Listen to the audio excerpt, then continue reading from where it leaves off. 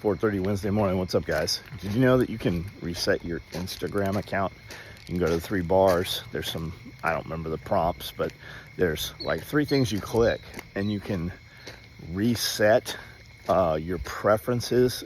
And one of them is deleting your search history on Instagram. Then you can go in and also put in like fitness and fit and motivation, or anything that you want to see. For me, my business, it would probably be interested to put in like tactical gear, DIY, manufacturing, and business, something to those effects, right? And then you're going to start seeing those things. And a lot of that, you can do that in life somewhat too. Nowadays, life is all influenced by this camera in your hand, this phone, this smartphone, this mini computer, right? It's got more computing power than the computer that took us to space. Yeah, because we went to space. And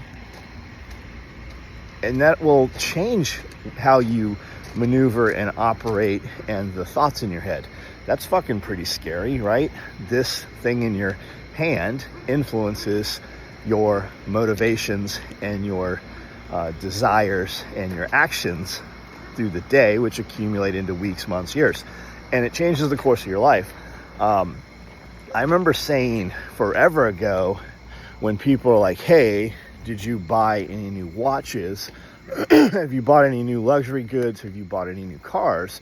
And I'm like, no, I'm really focused on business right now, so I don't look that stuff up on Facebook, because if I do, it'll show it to me. Same thing with like reptiles. I have a lot of reptiles. Now, I did not 6 months ago. I'd gone almost 10 years with very few or no reptiles. And people would ask me, and I'm like, nah, I'm not paying attention to that. I'm really focused on business right now. And then in like 2019, we had a party here, and people came out, and I'm like, and we, because of the lockdowns and stuff, we never promoted it or, said much about it.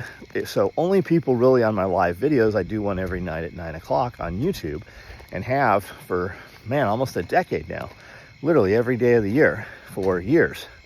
And so the only people showed up were people that knew about it from my live videos. And a couple hundred people showed up that first party. And I'm like, man, I really feel bad. I don't have any entertainment. There's no fireworks. There's no big organized thing. There's no vendors. And they're like, well, we just want to see your garden. You've been showing a lot of that. We want to see the garden.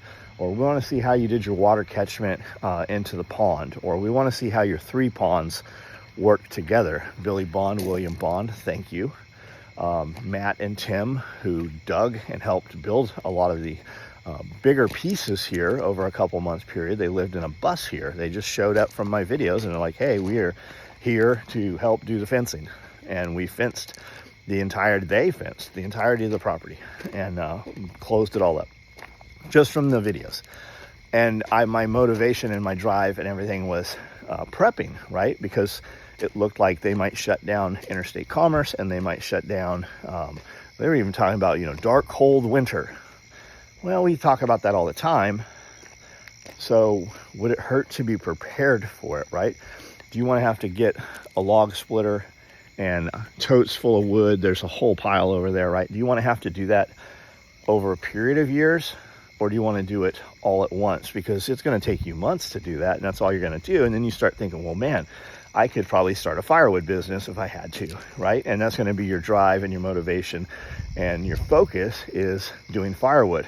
Not that anything's wrong with that. I have a lot of friends who started their entire lives on firewood, but it looked pretty good to me, right? And I thought, well, if they do shut down interstate commerce, how do I continue to pay these people who have moved here to be a part of what I'm doing and part of my family? How do I continue to pay them if we can't ship product from special operations equipment, or if they even do lock down travel and we can't go state to state or whatever, right? Well, firewood seemed like a pretty good idea. Bandsaw mill seemed like a pretty good idea, because if they do shut everything down, people are still going to need those things, right?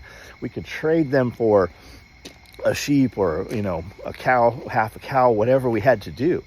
And then we're like, well, why don't we skip that? Let's just get some sheep. So we got some sheep, and they live in this back field here for the most part, all on their own. And they have now, because we feed them what they want to eat, they poop out the seed heads, and that's pretty much what's growing back there, their food crop, right? And we have enough property that we move them around and push them where we want them, and they eat on this area, and then the other area gets rest, and they're not eating out of the ground off of the low end. They're not eating their manure, so we don't have to vaccinate them. We don't have to care for them. We don't really have to have a vet come over. They have, babies, 1 or 2. And then the flock gets bigger, and then we kill off a bunch of the rams, and we bring in an unrelated ram that we like even better and do it all over again, right? And chickens, right? We filled up freezers. Your focus is what you pay attention to. And if I'm paying attention to half-naked girls on Instagram or the internet, it just starts showing you more of that, and before you know it, and you don't really know it until you're like, man, I haven't seen any prepping stuff in months on this Instagram page. And right now we're seeing tons of 3D print stuff because that's what my wife is into. She got a 3D printer, started printing stuff, and I'm like, whatever. And then I started seeing all the stuff she's printing. I'm like, that's pretty cool. That's really neat. What could we make that we need? What could we make that I want? What could we make that would make us better? What could we make that we could make money on? And I put up this Omni wall in the podcast room, and it's black and red. That's kind of my colors, right? Black and red. And my wife said, man, I really like that, but I wish they had Tiffany blue. And I'm like, I bet you could print a bunch of stuff that hangs on this Omni wall. And the next day she had printed several things, and that's there, right? Well, I'll bet other people would like to buy some of that stuff for Omni wall. And we have, it's easy to find customers that like Omni wall just off their social media, and you could interact with them, you could offer it to them. But if you're doing it enough and you're set up right, they would target your product to those customers, because Omni wall doesn't have anything that's light blue, baby blue, Tiffany blue, anything like that, right? They just have, primary colors and, common colors. Mine was red, black. But what you do through the day is going to be manipulated and guided off your social media searches. If you want to be fit, you should probably have, set that up and start looking at fitness and motivation, right? You don't need motivation, you need discipline. But how do you get discipline? From doing the same thing over and over. When should you go to the gym? Every day.